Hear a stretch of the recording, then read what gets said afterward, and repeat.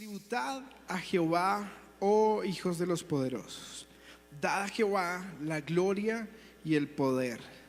Dad a Jehová la gloria debida a su nombre. Adorad a Jehová en la hermosura de la santidad. Voz de Jehová sobre las aguas. Truena el Dios de gloria.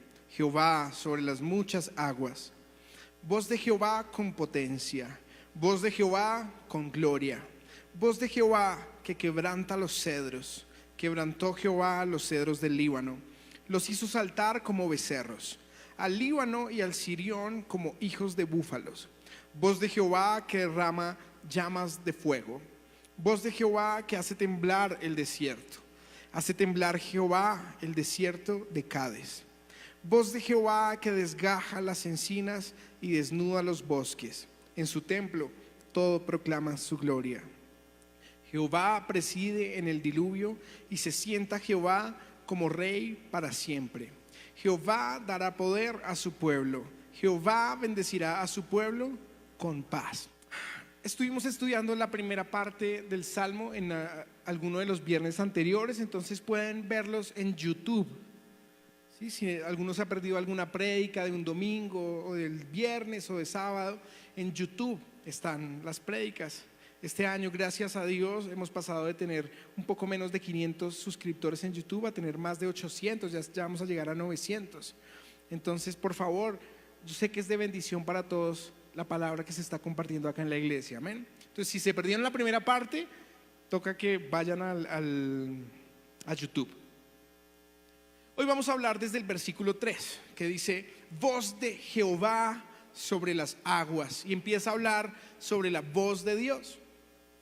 En Génesis 1:6, vamos a leerlo, por favor, vamos a ver bastante palabra.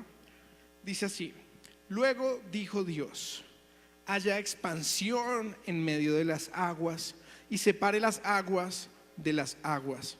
E hizo Dios la expansión y separó las aguas que estaban debajo de la expansión de las aguas que están sobre la expansión, y fue así. Y llamó a la expansión cielos. Y fue la tarde y la mañana el día segundo. Dijo también Dios, júntense las aguas que están debajo de los cielos en un lugar, y descúbrase lo seco. Y fue así. Y llamó Dios a lo seco tierra, y a la reunión de las aguas llamó mares. Y vio Dios que era bueno. Bueno, la palabra nos cuenta que en el principio creó Dios los cielos y la tierra, y todo estaba desordenado en ese momento. Hagan de cuenta como cuando un artista empieza a hacer una construcción. ¿A alguno le ha tocado hacer construcción? Que se traen todos los materiales y se arma un reguero.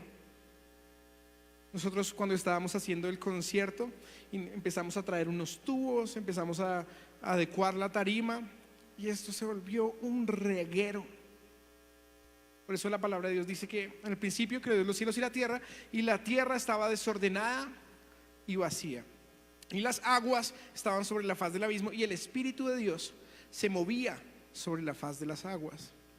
El Espíritu de Dios se movía sobre la faz de las aguas. Sin embargo, no estaba pasando nada en ese momento. ¿Ustedes sabían que el Espíritu de Dios está en este lugar? ¿Cuántos creen que el Espíritu Santo está en este lugar? Sin embargo, tú te puedes volver a ir a tu casa sin que pase nada, sin que el Espíritu Santo haga algo en tu vida, porque el Espíritu Santo de Dios se activa con el poder de la palabra. Dice, el Espíritu de Dios se movía sobre la faz de las aguas, y dijo Dios, sea la luz, y arrancó Dios a crear todo con el poder de su palabra. Ahora, la voz de Dios es capaz de impactar todo en este universo, toda la creación. Hay un lugar que se llama CERN, ¿alguno lo ha estudiado? Es la Organización Europea para la Investigación Nuclear. Es como el laboratorio más grande que se han inventado. Se llama CERN, y tiene un pedazo en Suiza y tiene un pedazo en Francia, y tienen algo que se llama el acelerador de partículas. ¿Pronto alguno ha escuchado algo así, el acelerador de partículas? el chiste o la gracia de esto es que ellos ponen las partículas en un túnel circular. Imaginémonos que es como una llanta de estas. Entonces ponen el electrón y lo ponen a hacer círculos y acelerarlo y acelerarlo y acelerarlo y acelerarlo, y luego ponen otro electrón a que vaya al revés, porque dos electrones no se pueden juntar, o es electrón y protón, bueno, algo así. El que es químico ahí sabe, ¿no? Yo me puedo pifiar ahí, pero bueno. Va corriendo este electrón de para allá y el otro electrón va corriendo de para el otro lado, y en cierto momento lo ponen a explotar. ¿Con qué objetivo? Destruirlo. Y que al destruirlo, al chocarlo, se descomponga en las piezas más pequeñas, porque se creía durante mucho tiempo que lo más pequeño que existía era el electrón. Pero resulta que esta gente se puso a hacer ahí, mejor dicho, como si fueran carreras de carros y luego explotarlos. ¡Pah! Y encontraron una partícula más pequeña que se llama el bosón de Higgs. Entonces es una partícula que es como 1.000.000 de veces o millones de veces más pequeño que el electrón. Una partícula diminuta, diminuta, diminuta. ¿A qué voy con todo esto de CERN y de las partículas? Es que cada pequeña partícula del universo escuchó la palabra de Dios. Cada pequeña partícula del universo, llámese electrón, llámese hidrógeno, llámese agua, llámese fuego, llámese madera, metal, todo fue creado por el poder de la palabra de Dios. Tremendo, ¿no? O sea que en el fondo, ¿será que hay algo que esté completamente muerto? Porque nosotros nos imaginamos como algo muerto, algo que no puede oír, algo que no puede actuar, bueno, pero todo puede oír. Ustedes saben que este atril puede oír palabra de Dios. Porque si Dios le dijera al atril, atril, muévete para allá, ¿qué tendría que hacer el atril? Obedecer, ¿cierto? O sea que el atril sí puede escuchar. Si este pedazo de llanta Dios le dijera, ármate allá, la llanta tendría que obedecer, porque toda la creación, o sea, todo fue creado por el poder de la palabra de Dios. Otros datos así científicos, a mí me gustan como esas cositas, datos. Se ha descubierto que es más grande el vacío que la materia. O sea, si nosotros cogiéramos un microscopio y ampliáramos hasta ver los electrones, resulta que la distancia que hay desde los electrones a los neutrones o a los protones es más o menos la distancia que...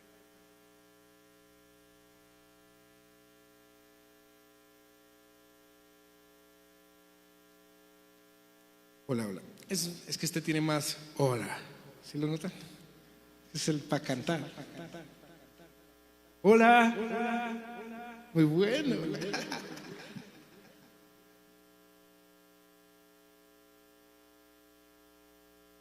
Les estaba contando que es que es muy difícil. Hola. Hola, hola. Ahora sí. Bueno. Se ha descubierto que es más grande el vacío que hay que la materia. Porque los electrones, que son diminutos, diminutos, diminutos, que es lo más pequeño que compone cada elemento químico, o sea, todo, tienen un espacio entre ellos, un vacío, que proporcionalmente sería la distancia entre la Tierra y el Sol. O sea, en el momento si nosotros le damos zoom, zoom, zoom, zoom, zoom, zoom, va a ser vacío. Quiero que vayamos, por favor, a Hebreos 11:3. Algo más. El último dato para leerlo ahí también ahorita en Hebreos es que se cree que hay algo que se llama la antimateria o la materia oscura. O sea, se creen o ya han hecho experimentos, ya se ha comprobado que existe, pero no se sabe cómo se puede utilizar. Pero se cree que la antimateria es muchísimo más grande que lo que hay conocido de materia. Se cree que con la antimateria, si se llegara a poder manejar, y no estoy hablando de que esto es un par de científicos que lo creen, no, la mayoría de la comunidad científica cree que si se lograra manipular la antimateria, se podría hacer otra creación. Por medio de la antimateria se podría volver a crear la luz, se podría dar vida. Y todos los experimentos que están haciendo en el laboratorio más grande del mundo, que se llama CERN, es para lograr tener acceso a esto de la antimateria. Y lo tremendo es que la Biblia hablaba de esto desde Hebreos 11:3. Vamos por favor a leerlo. Dice: por la fe entendemos haber sido constituido el universo por la palabra de Dios, de modo que lo que se ve fue hecho de lo que no se veía. ¡Wow! Tremendo, ¿no? O sea, en la palabra nos está diciendo, sí, es verdad. La verdad es que todo lo que ustedes ven fue hecho de algo mucho más poderoso, y es lo que no se ve. Digan, lo que no se ve. Yo hablaba con los muchachos de mi barca en esta semana y les decía, ¿por qué será? Hay un dicho que dice, ¿por qué será que Dios le da pan al que no tiene dientes? ¿Nunca se han preguntado eso? ¿Alguno nunca ha dicho como, Dios, ¿por qué no me creaste en una familia de los Estados Unidos? Tan fácil, monos, guapos todos, que por ahí cualquier persona dijera, oye, ¿tú quieres protagonizar la próxima película de Hollywood? Ven, protagoniza la nueva entrega de Camp Rock. ¿Y por qué no me crearon allá? Porque Dios no me creó en, no sé, más alto. Porque Dios no me creó en una familia de ricos. Algunos pensarán, por allá en el Rosal, en los Rosales, también hay señoras que quedan embarazadas. ¿Yo por qué no pude nacer ahí? En Altos de Yerbabuena, ¿por qué no? ¿Por qué me tocó nacer ahí en el barrio tal? ¿Nunca se han hecho esa pregunta? Como que hay personas que nacieron teniendo todo lo que uno quiere. Nosotros trabajamos, nos esforzamos por algún día tener un buen carro, una buena casa, una buena empresa. Y hay niños chiquiticos que se acaban de trastear para el Palacio de Nariño. ¿Ustedes creen que ellos algún día se van a preocupar por qué carro van a tener? Seguramente Dios les dará los mejores carros, helicópteros, aviones, posiblemente naves espaciales, y uno ahorrando para comprarse una motico, un carro. ¿Por qué? Porque Dios le da a algunas personas, le da a algunos países cosas que nosotros quisiéramos tener. Pues bueno, Dios, que es, o sea, Dios, que es un duro, que es el mejor artista, el que mejor sabe hacer planes, a él se le ocurrió que nosotros fuéramos ricos en lo que no se ve. La palabra de Dios dice que Dios escogió a los pobres de este mundo para que sean ricos en fe. ¿Han escuchado testimonios de los hombres más ricos del mundo? Por lo general son personas que vinieron de la nada, que no tenían nada, que se lo guerrearon todo, y como no tenían nada, su obsesión, digámoslo de una manera buena, su obsesión fue algún día tener tanto, y luego llegaron a tener demasiado. Si miramos, la mayoría de los empresarios grandes empezaron su empresa en un garaje. Steve Jobs, ¿han visto las fotos del garaje donde él empezó lo que hoy se llama Apple? Bill Gates, lo mismo. Walt Disney empezó su estudio de animación con un par de muchachos que ni les podía pagar. Estaba en la miseria tal que le tocó quedarse en un cuartico de una iglesia, y ahí vio a una rata, a un ratón que había ahí en ese cuartico, como en un ático ahí, Y él dijo, uy, qué ratón tan horrible, pero no te voy a matar. Te voy a dibujar porque eres lo único que tengo. Y dibujó al ratón Mickey Mouse. Y de la nada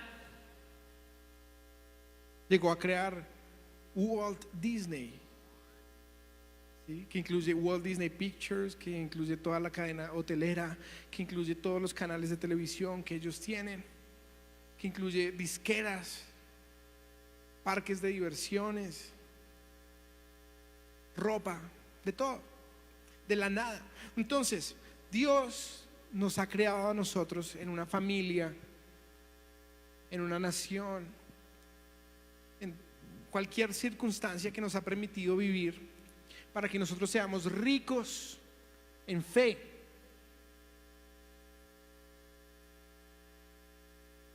Quiero que te pongas a pensar qué vacíos tienes tú. Ese tipo de cosas.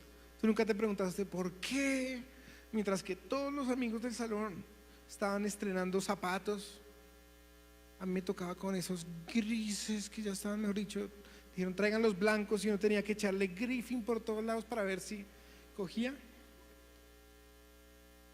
Ustedes no se han preguntado por qué Dios los puso. Por ejemplo, a nosotros nos puso a arrancar Ecofamiliar. Y Ecofamiliar hoy es wow, mira el culto del viernes, tremendo. Pero no siempre fue así. O sea, cuando arrancamos Ecofamiliar fue en un salón comunal y luego nos superamos y pasamos al garaje de casa. Así fue. O sea, sé que suena como chistoso, pero así fue. ¿Por qué no nos ponía a arrancar de una vez como que mi papi citara a todo el mundo en el Coliseo? ¿Por qué Dios a ti te ha permitido vivir esas cosas duras? Que te toca como esforzarte tanto para lograr algo y a otra gente se le da facilito. ¿Por qué Dios te hizo esa cara? O es que a alguno le preguntaron antes de nacer, ven, tienes que llenar este formulario. ¿Quieres ser alto o bajito? ¿Quieres ser lindo o feo? ¿Narizón o nariz operada ya? ¿Quieres ser blanco? ¿Quieres ser negro? ¿A alguien le pusieron a llenar ese formulario? Porque si no, yo no llegué ahí. Dios no nos puso a escoger nada de eso. Pero hay muchas mujeres, por ejemplo, Vale, que le gusta mucho el tema de maquillaje. Entonces ella ve tutoriales de unas viejas que son horribles, bueno, o sea, para mi gusto, ¿no? Desde mi punto de vista son feas. Que uno dice, ¿cómo puede haber una mujer tan fea? Pero ¿por qué Dios permitió que ella naciera así? De verdad. Y luego resulta que es la dura del maquillaje,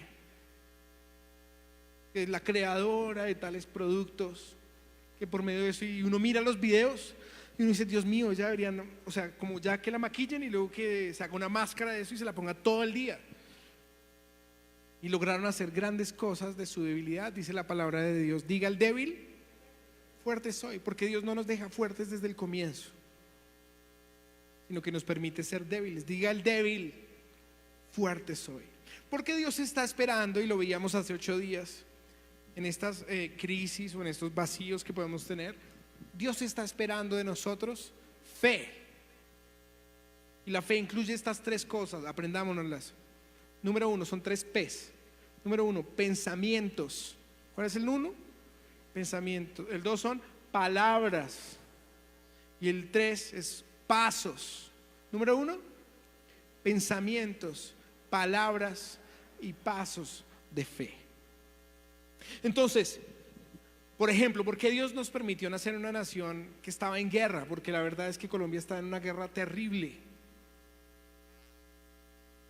Sí, yo escucho a los más viejos, dicen, no, usted no sabe cómo era cuando estaban los liberales y los conservadores, la violencia.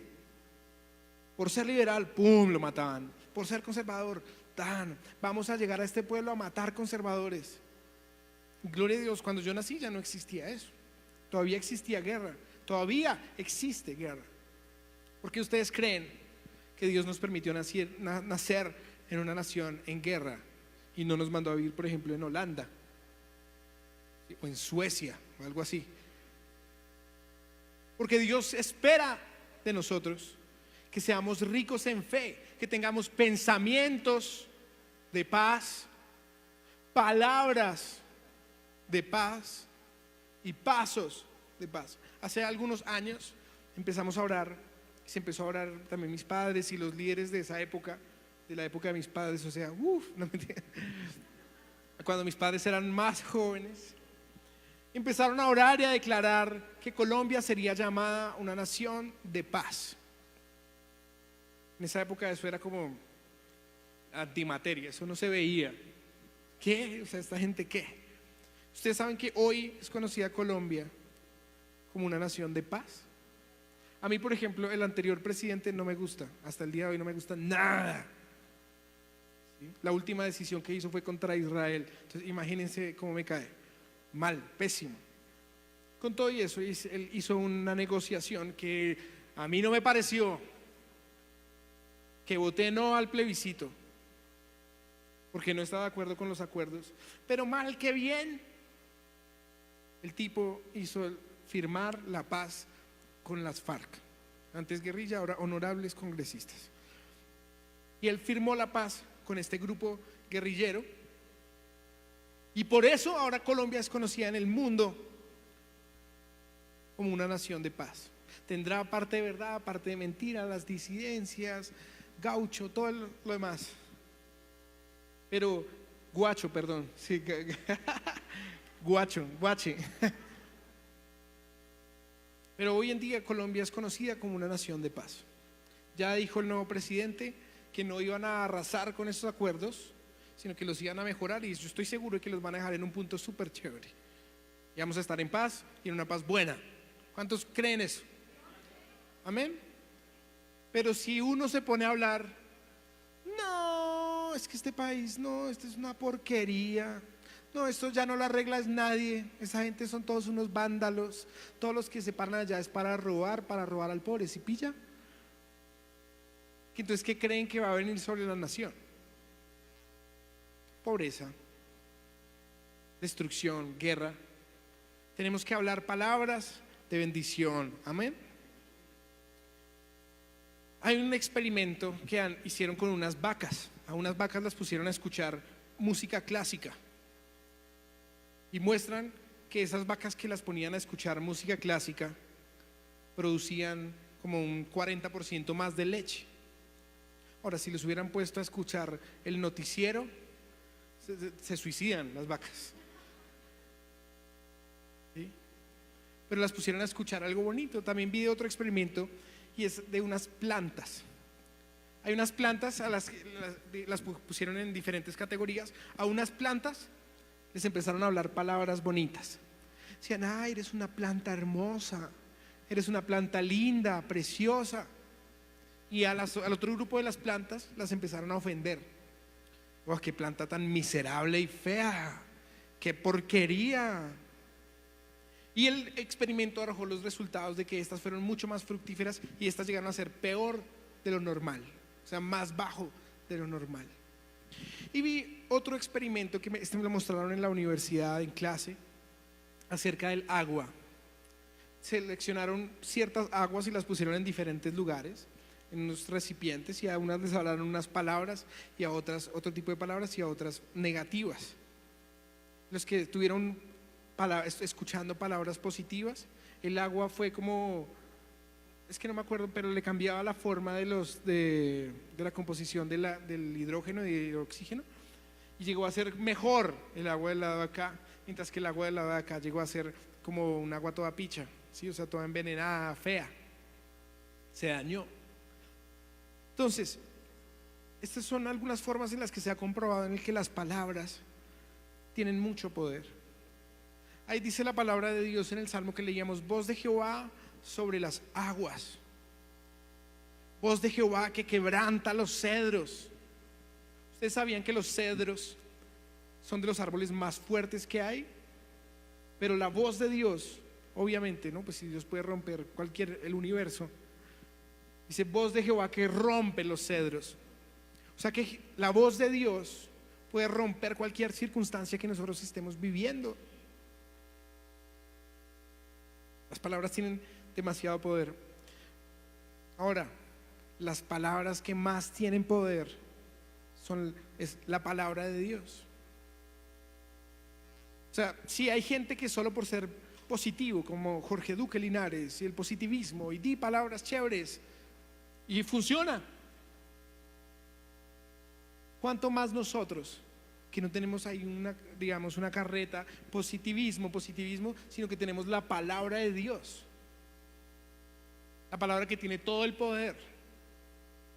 Nosotros deberíamos leer más palabra de Dios, memorizar más palabra de Dios, repetirla más, declararla más, repetirla.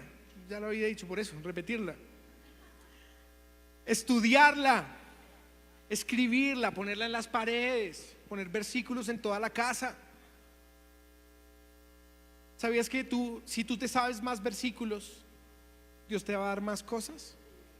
Porque la palabra de Dios está llena de promesas. Entonces alguno dirá, no, yo no sé a mí Dios que me ha prometido. Pues obvio, nunca la lee.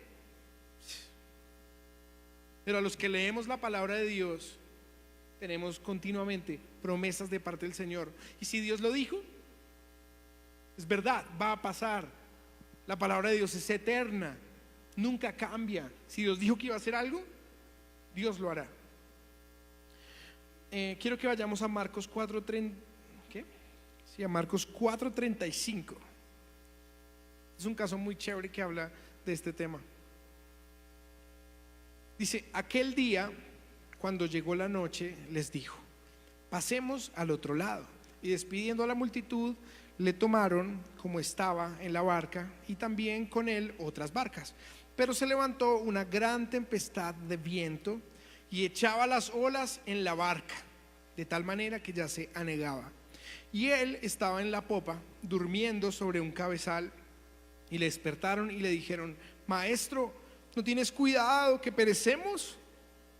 Y levantándose, reprendió al viento y dijo al mar: calla, enmudece. Y cesó el viento y se hizo grande bonanza. Y les dijo: ¿por qué estáis así amedrentados? ¿Cómo no tenéis fe? Entonces temieron con gran temor y se decían el uno al otro: ¿quién es este que aun el viento y el mar le obedecen? Este es un pedazo donde se cumple literalmente esta palabra del Salmo que dice: voz de Jehová sobre las aguas. Jesús le habló al mar. ¿Ustedes saben qué es el mar? Agua y sal. Y Jesús le dijo: calla. Y el mar le obedeció. Nosotros podemos hablarle a las cosas. Un día nosotros teníamos una nevera que nos servía. Ya se dañó, era una nevera que nos habían dado, regalado. Y no servía, tal. Hasta que un día llegó un papi y dijo: bueno, vamos a orar por la nevera. En el nombre de Jesús, funciona. Le oró, le habló a la nevera. Y luego nos fuimos ahí de vacaciones y cuando volvimos la nevera estaba funcionando. Tremendo. Bueno, primero la conectó. No, mentiras. No, mentiras. O sea, nosotros tenemos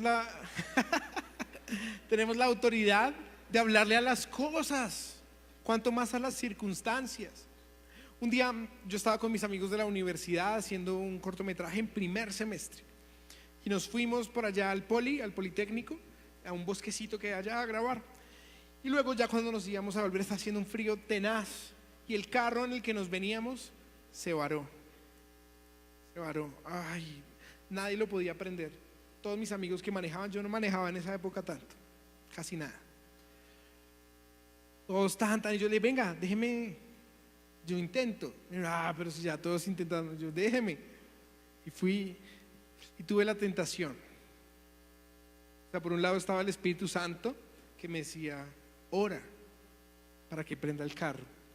Y por el otro lado estaba como mi conciencia pensando: y si yo llego a orar y no funciona, ¿qué?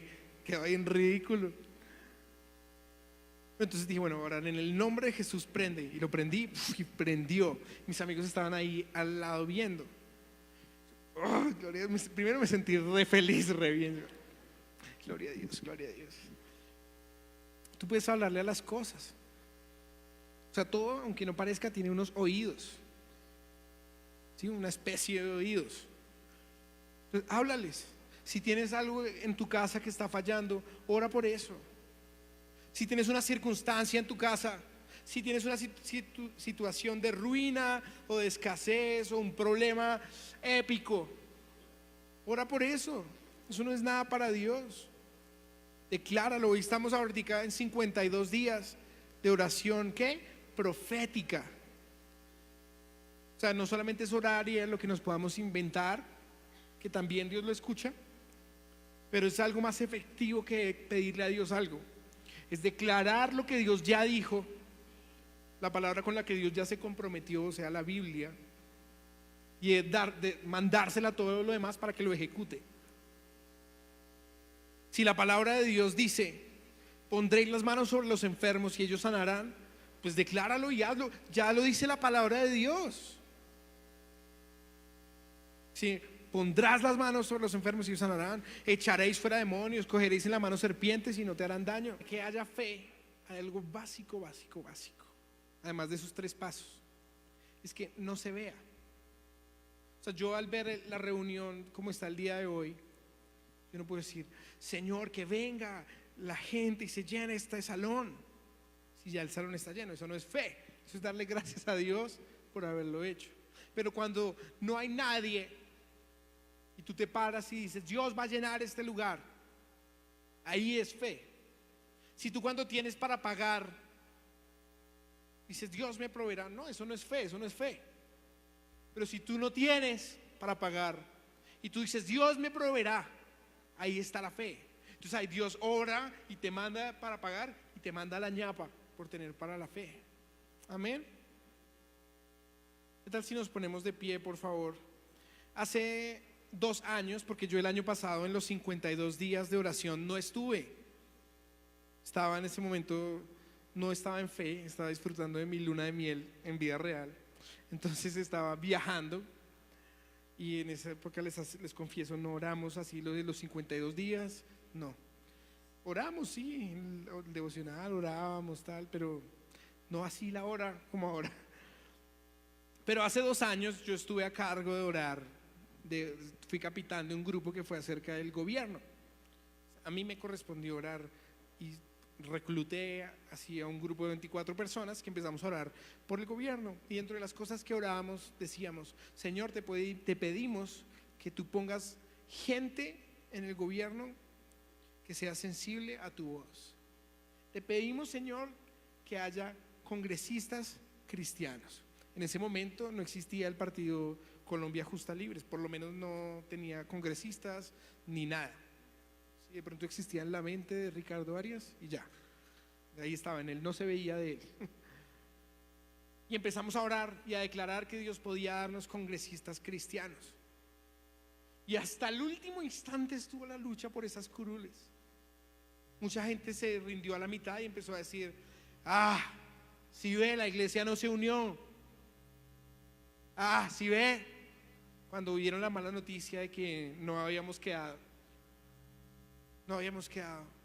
ese día de las elecciones. Yo me acuerdo que yo llegué a la casa a orar y yo estaba orando y llorando, y me quedé orando más toda la noche. Yo dije, Señor, aún después de esta noticia que nos han dado, tú puedes ponerlos. Lo hemos venido orando, lo hemos venido declarando. ¿Y ustedes creen que Dios se va a quedar con algo?